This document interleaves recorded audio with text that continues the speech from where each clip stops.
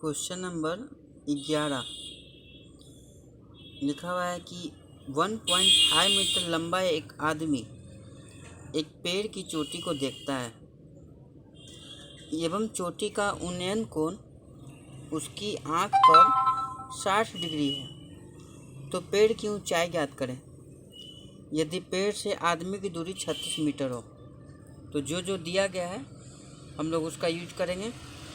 सबसे पहले कहा गया है 1.5 मीटर लंबा एक आदमी, तो हम लोग सबसे पहले 1.5 मीटर लंबा एक आदमी बनाएंगे। ये हो जाएगा आपका 1.5 मीटर। इसको ए मान लीजिए, इसको बी मान लीजिए। आदमी हो या मीनार हो या वृक्ष हो, उसके लिए बस एक सीधा लकीर खींच देना है और कुछ नहीं करना है। तो ये एक व्यक्ति हो गया।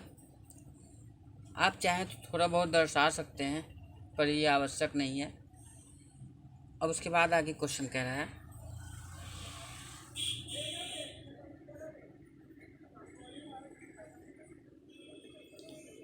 कि 1.5 मीटर लंबा एक आदमी एक पेड़ की चोटी को देखता है। अब देखिए, पेड़ की चोटी को देखता है तो जाहिर सा बात है यहाँ पर एक पेड़ भी है। तो आपको यहाँ पर पेड़ तो चूँकि आदमी से तो ऊंचा होगा, तो एक लंबा लकीर खींचेंगे जो आदमी से बड़ा होना चाहिए। ठीक है, ये पेड़ हो गया, इसको हम सीढ़ी मान लेते हैं।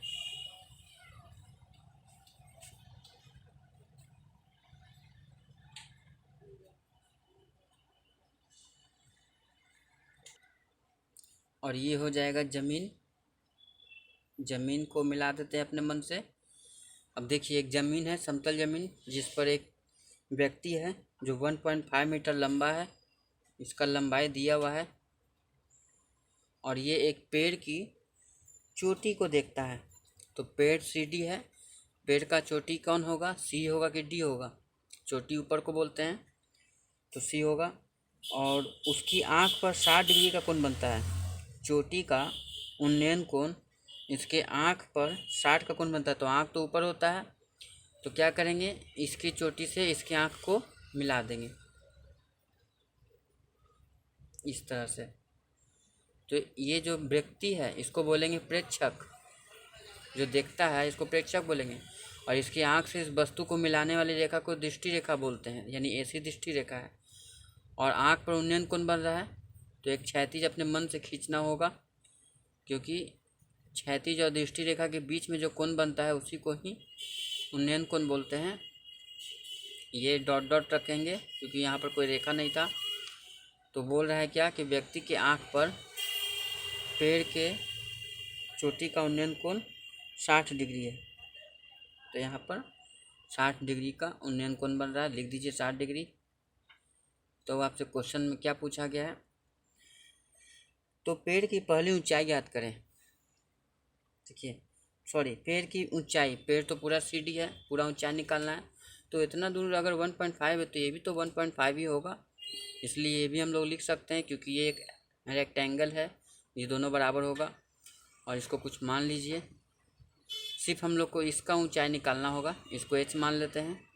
अगर h का मान आ जाए तो उसमें ये 1.5 को ऐड कर देने पर पूरे पेड़ का ऊंचाई निकल जाएगा इस तरह से। ये पूरे पेड़ का हाइट होगा h + 1.5 मीटर। और बोल रहा है कि यदि पेड़ से आदमी की दूरी 36 मीटर हो, पेड़ से आदमी की दूरी 36 मीटर है, यानी कि BD की दूरी 36 मीटर है, क्योंकि ये पेड़ है और ये आदमी है, दोनों के बीच का डिस्टेंस दिया हुआ है 36 मीटर। जब ये 36 है तो ये भी 36 ही होगा। अब इसको बनाने के प्रोसेस में आते हैं और देखिए यहाँ पर समकोण बनेगा। आपको इतने भाग से कोई मतलब नहीं है, बस आपका ट्रायंगल यहाँ बन रहा है। यहाँ से देखेंगे ये लंब है, ये आधार है, लंब आधार tan का होता है। तो tan 60 की सहायता से हम लोग h का मान निकालेंगे, फिर इसमें जोड़ देने पर पूरे पेड़ का ऊंचाई निकल जाएगा। अब देखिए इसको वर्णन कैसे करना है। अब हम लोग चित्र को एक्सप्लेन करते हैं, लिखेंगे। देखिए, चित्र में एक बात और ध्यान रखेंगे, आदमी पेड़ की तुलना में छोटा होता है, इसलिए इस रेशियो का ध्यान रखेंगे। आदमी छोटा बनाएंगे और लगेगा कि हाँ ये पेड़ है, ये बड़ा है, ये छोटा है, ये चीज़ का ध्यान रखेंगे। लिखेंगे चित्र में ए बी बराबर आदमी की लंबाई बराबर 1.5 मीटर।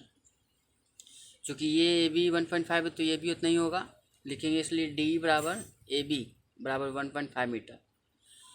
फिर सी को एच मान लेते हैं, सी बराबर एच मीटर माना।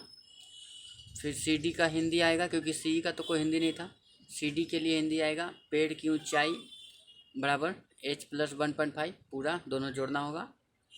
अब बी डी की बात करते हैं। बी डी बराबर बोल सकते हैं आदमी और पेड़ के बीच की दूरी बराबर 36 मीटर। तो बी डी ए ई के बराबर है, लिखेंगे इसलिए ए ई बराबर बी डी बराबर 36 मीटर। अब एंगल बताएंगे, एंगल सी ए ई बराबर 60 डिग्री। अब उसके बाद हम लोग इसको बनाने के प्रोसेस में आते हैं। इसमें देखिए एक समकोण त्रिभुज बन रहा है सी ई ए, जहाँ पर ई समकोण है। अब आपको ए बी डी ई से कोई मतलब नहीं है, सिर्फ इस ट्रायंगल को देखिए, इसको भूल जाइए, इससे कोई मतलब नहीं रहा। लिखेंगे समकोण त्रिभुज सी ई ए में यहाँ से रखने पर ये लंब है और ये आधार है, तो लंब आधार तो tan का होता है, लिखेंगे tan 60 डिग्री बराबर लंब बटे आधार। लंब हो जाएगा सी, आधार हो जाएगा ए, तो सी के जगह पर एच मीटर भरेंगे, आधार के जगह पर ए 36 मीटर, आधार के जगह पर ए भरेंगे। tan 60 का मान √3 होता है, सी का मान एच मीटर है और ए का मान 36 मीटर है। मीटर मीटर काट देंगे। अब इसको हम लोग क्रॉस गुना करेंगे, एच को 1 से और √3 को 36 से, तो एच बराबर 36 √3 आएगा। तो चूँकि यहाँ पर √3 का मान भर देना ही बेहतर है, क्योंकि हमको आगे जाकर 1.5 उसमें जोड़ना है पेड़ का ऊंचाई निकालने के लिए, इसलिए इसको दशमलव में लाना पड़ेगा। तो √3 का मान भर देते हैं 1.732। 36 से इसको गुना करने पर आएगा 62.352। अब हम लोग लास्ट में लिखेंगे जो पूछ रहा था, अतः पेड़ की ऊंचाई बराबर, अभिष्ट ऊंचाई भी लिख सकते हैं, बराबर सी डी ये वाला बराबर बोल सकते हैं एच प्लस 1.5। तो एच का मान जो लाएँ वो भरेंगे, प्लस 1.5 लिखेंगे, तो दोनों को जोड़ देने पर 63.852 मीटर आ जाएगा। इस तरह से इसको बनाएंगे। उम्मीद है कि समझ में आ गया होगा।